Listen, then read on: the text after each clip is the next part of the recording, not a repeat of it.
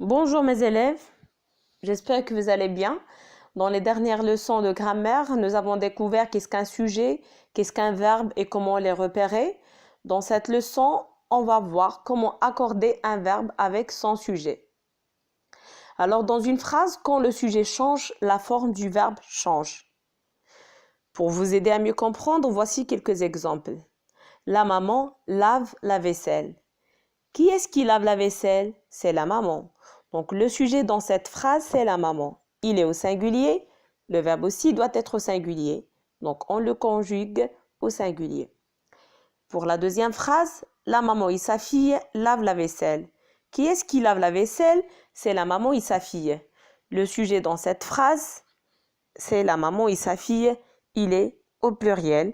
Donc on conjugue le verbe aussi au pluriel. On dit que le verbe s'accorde avec son sujet. Si le sujet est au singulier, le verbe aussi est au singulier. Si le sujet est au pluriel, le verbe aussi doit être pluriel. Voyons la différence entre ces deux phrases. La maman lave la vaisselle, la maman et sa fille lavent la vaisselle.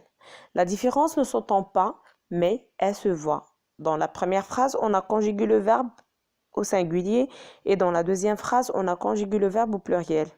Dans la première phrase, on a conjugué le verbe à la troisième personne du singulier parce que le sujet est au singulier et on a écrit E à la fin parce que le temps de la phrase est le présent. Pour la deuxième phrase, on a conjugué le verbe à la troisième personne du pluriel parce que le sujet est au pluriel et on a mis ENT à la fin du verbe parce que le temps de la phrase est le présent. Travaillons ensemble un exercice. Accorde les verbes entre parenthèses avec leur sujet conjugué au présent. Il y a 4 phrases.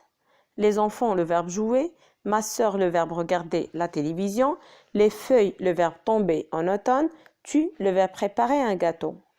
Donc, il y a 4 phrases. On doit conjuguer les verbes qui sont entre parenthèses au présent.